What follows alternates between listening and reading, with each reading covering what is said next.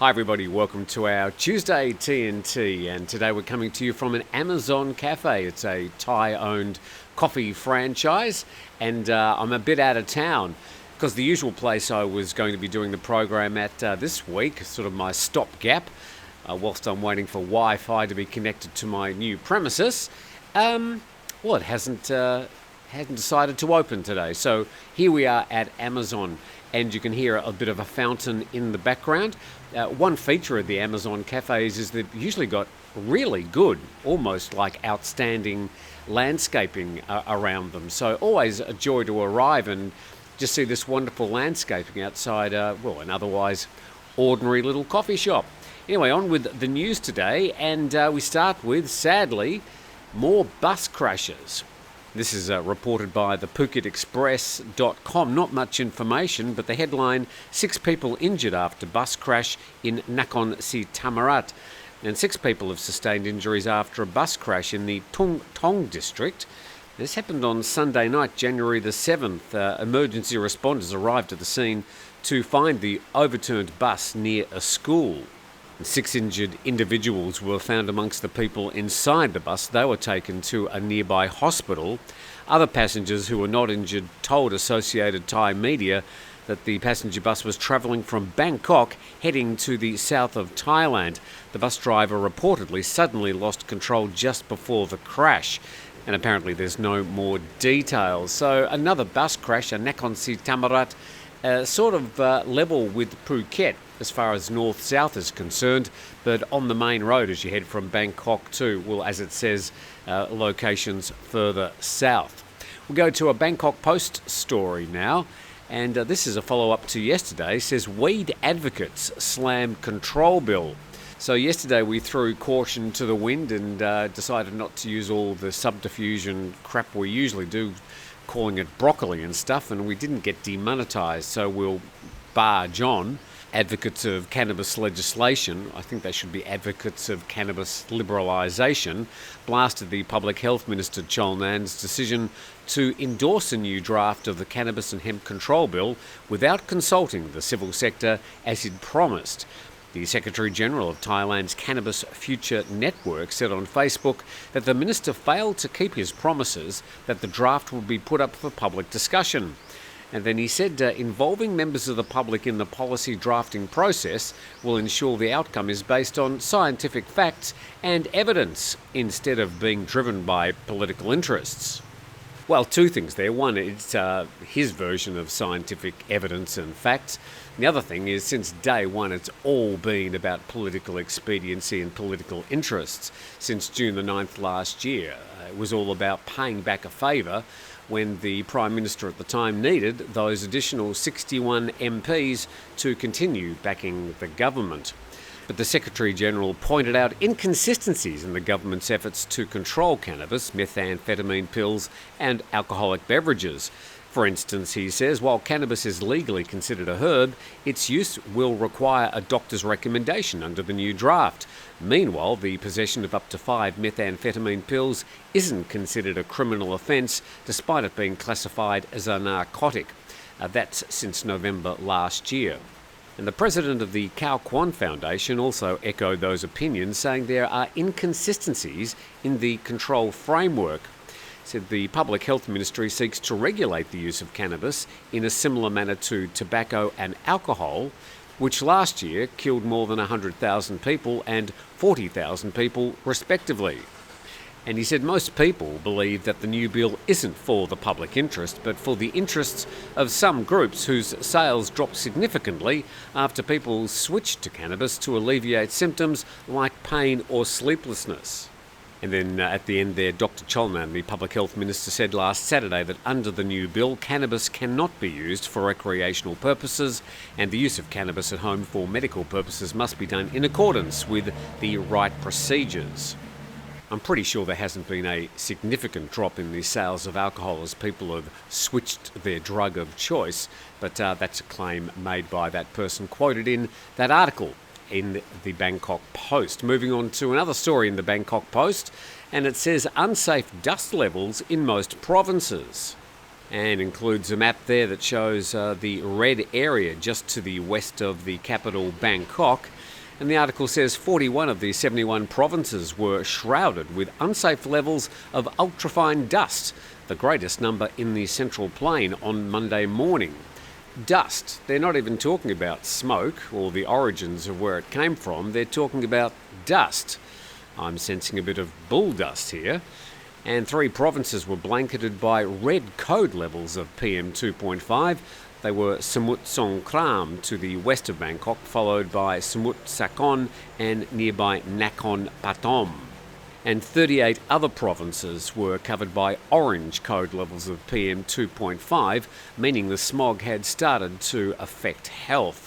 And on Sunday there were 217 hotspots in Thailand, mostly in farmland. Meanwhile, there were 812 hotspots in Cambodia, 391 in Myanmar, 91 in Laos and 81 in Vietnam. So it looks like somebody is at least checking those fire maps, which we've used many times in the past. I'm pretty sure we're going to see these reports continuing. Indeed, it's been reported widely in yesterday's English-speaking Thai media.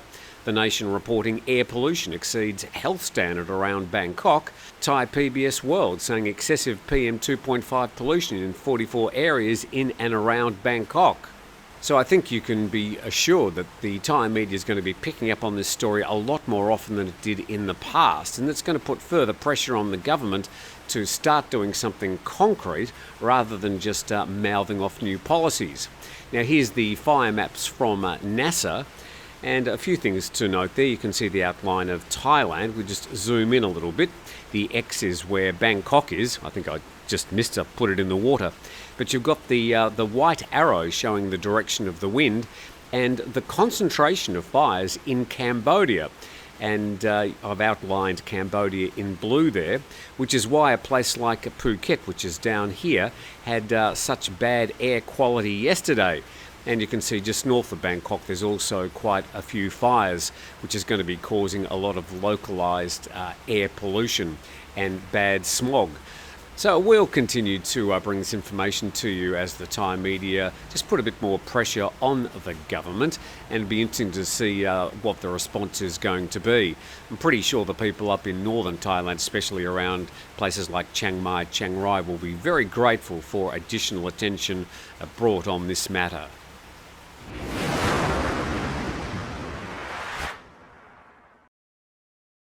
TNT Tim Newton Today program. Please subscribe to the channel, and a big thanks to our sponsor 5 Star Marine. You can find out more information about their bespoke private charter tours from Phuket out to the islands in Phangar Bay at 5starmarinephuket.com.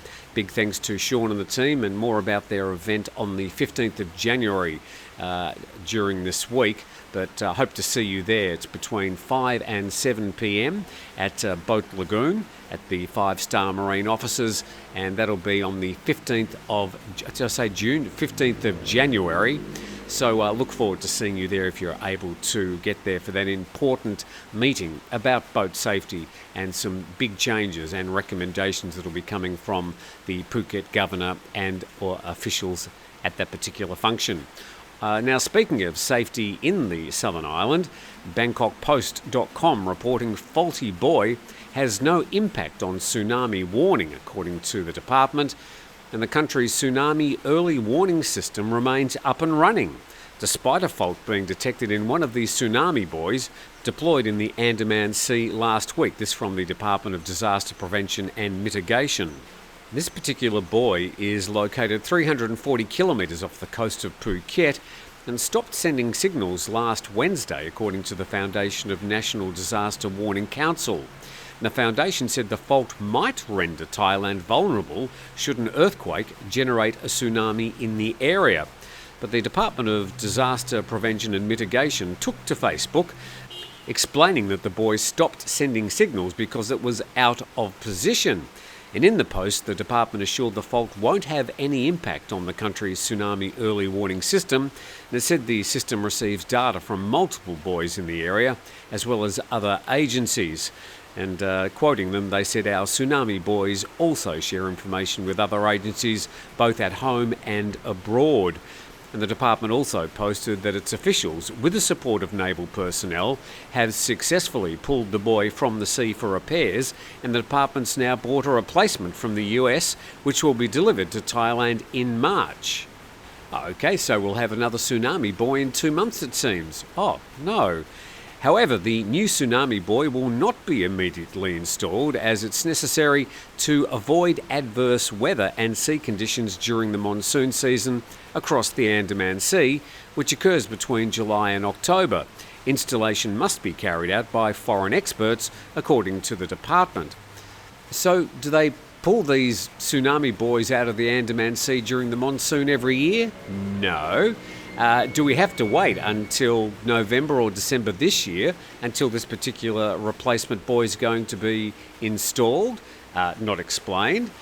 Or we've got between March, the arrival of this buoy in the country, and May, when the monsoon starts. Maybe they could install it during that 2 months. A few things to be answered there. And finally, also in the southern island, and not covering itself with glory with this particular story, and reported in the PhuketExpress.com, viral video of foreigner urinating off the back of tuk-tuk in Phuket enrages Thai social media users. And a video clip of a foreign man, don't worry, we'll have a look at it soon, who was standing and urinating on the back of a tuk-tuk in Patong, has gone viral on social media this week, causing outrage and anger from many Thai social media users who demanded the foreigner be arrested and charged to the fullest extent of the law. I suppose that's indecent exposure. Apparently the Patong police identified the tuk-tuk driver, who told police that the incident was 2 months ago and believed the tourist was now long gone from Thailand. He recalled that on the day in question, he picked up several foreign passengers from the Bangla Road to take them to a local hotel. One of the foreign men was standing at the back of the tuk-tuk and urinating onto the road openly, appearing to be heavily intoxicated. The driver decided to head to the Patong police station, but the foreign man jumped off the tuk-tuk and sped away. He wasn't too inebriated, apparently, able to speed away from the scene, and the Patong police told the tuk-tuk driver to report the incident immediately in the future, so that police would be able to catch the foreigner for further legal action. Although police believe the man is no longer in Thailand, they're working with the hotel where the man reportedly stayed and reviewing CCTV to attempt to get his personal information so that he can be identified. If the man is still in Thailand, he'll be summoned for legal action. If he's left, the man will be flagged by immigration. Get a bit of a surprise next time he arrives in the country. And so to the video, this is all we're going to show. Just a very quick piece of video there. I don't want to get flagged by YouTube. It just seems to me, though, the way he's dressed, that he could just as easily be a Thai tour guide. Just the way he's dressed with that little bag and stuff. Anyway, what do I know? If he is a foreigner, he might get a surprise next time he wants to come to Thailand. And from our little mini studio today at the Amazon Cafe on the way to Khao Lak, watching many little buses, the passenger buses dropping in.